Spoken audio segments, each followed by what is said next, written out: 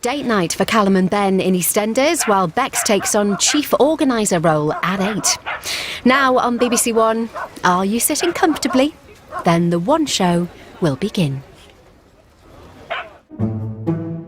A mouse took a stroll to the BBC. There were 2 green sofas he wanted to see. On went the mouse, past cameras and lights. Past the One Show props room, full of strange sights. He walked back onto set. Where did everyone go? Silly old One Show. Didn't they know? There's no such thing as a Gruffalo.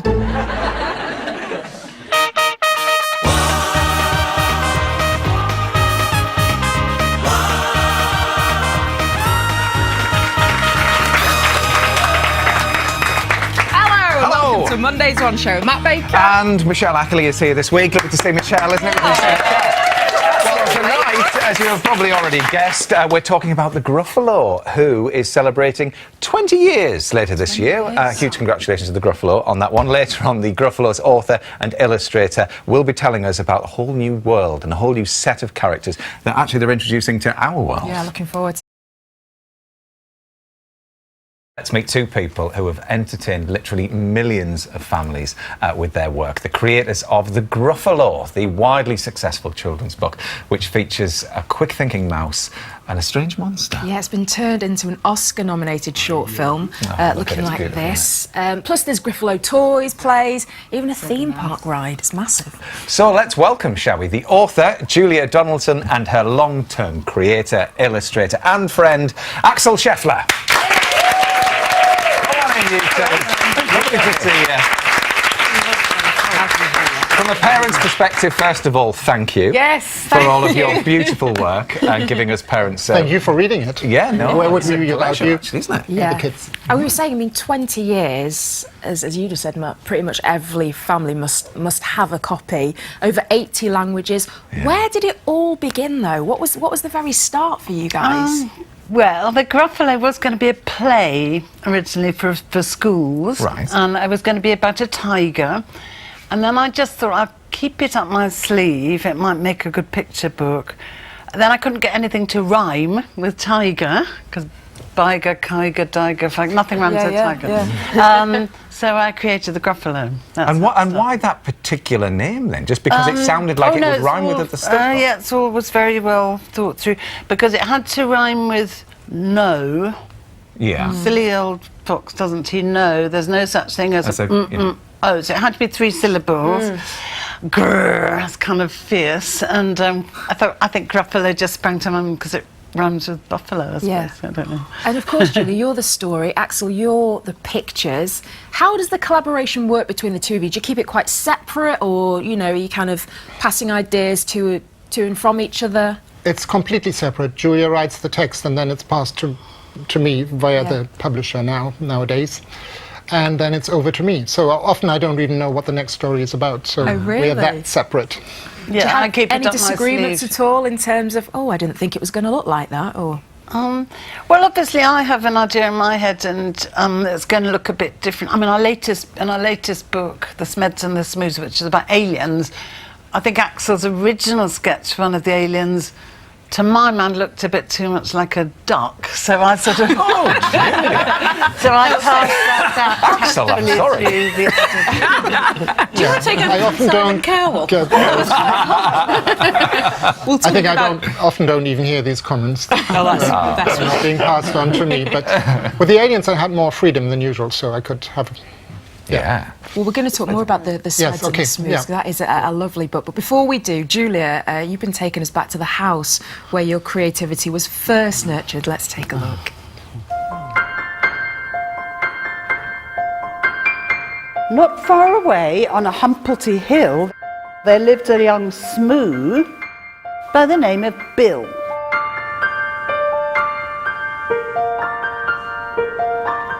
I come back today to the house that I grew up in Pilgrim's Lane in Hampstead.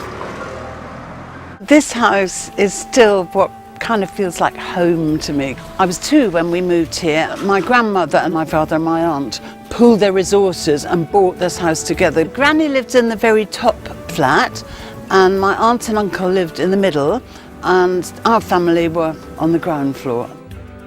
There's a lovely picture of my granny and me sitting on the wall at the front, and it's lovely to see the silver birch trees still here.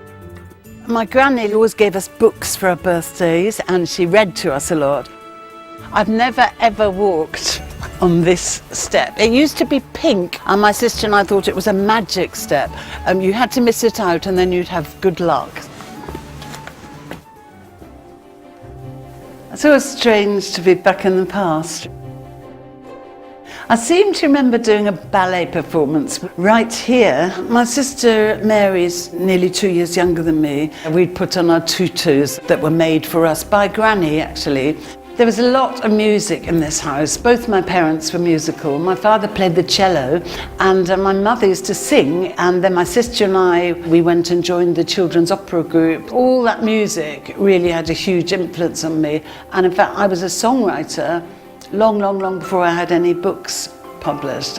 And my first book, A Squash and a Squeeze, was a song long before it was turned into a book.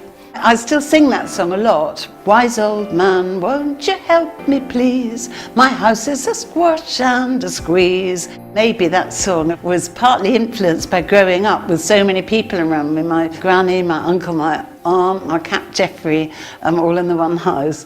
When I was about 6, my father got polio, probably because of my father being confined to a wheelchair, and my mother had to do a certain amount of caring of him. We were probably left to our own devices, certainly more than children are nowadays. I'm on my way down to the Heath now. It's just at the bottom of the road, and it was a very big part of my childhood. We used to come to Hampstead Heath such a lot. There was a lovely tree called the super tree that was leaning at 45 degrees and was semi-hollowed out, and we used to slide down that tree. What's so great about the Heath, it's a proper wilderness, and I think we sense that as children. I think it's just inspired a lot of my books. This probably was an inspiration for Stickman. I've even found a stick myself that's a bit like Stickman. Here we are. Stickman lives in the family tree with his stick lady love and their stick children 3. One day, he wakes early and goes for a jog. Stickman, oh Stickman, beware of the dog. Oh, I love libraries. This library was just a stone's throw from my house, so I used to come here a lot. This is a book that my father gave me when I was 5 years old. Julia Shields, with love from Daddy, on her 5th birthday. This book of poems really that made me want to write in verse myself.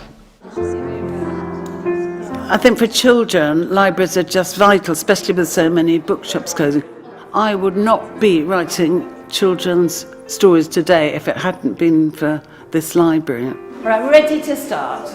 I want you to do a funny little dance as well. It's been great revisiting my childhood today, and I realise that all these influences, the music from my parents, the stories from my granny, visits to this library, all of those have been big inspirations for me, and without them I probably wouldn't be the writer that I am today.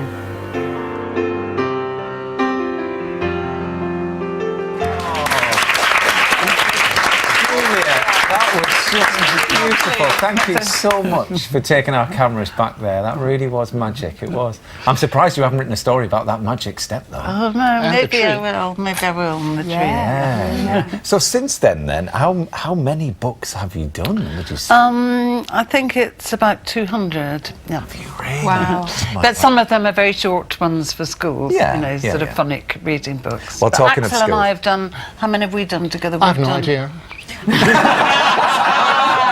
Over 20, I think, altogether. Well, I must say, George is very happy that you did work on the Gruffalo together. This has been sent in from Mary. Just while we've been on air, she just wanted to send you this of her grandson. So cute. Having a Right, tell us about the Smeds and the Smooths. Yes, though, the 'cause latest it's one. set in space, isn't it? Well, it's kind of a Romeo and Juliet story set in space. I suppose we'd sort of done the Earth, hadn't we? Yes, every subject on Earth we've done, so Yeah. we had to move far away. to a different planet. I think it's, you know, in that film I was talking about my granny, and she used to read Edward Lear to us, and so in this book, The Smeds and Smooths, there's quite a lot of nonsense words.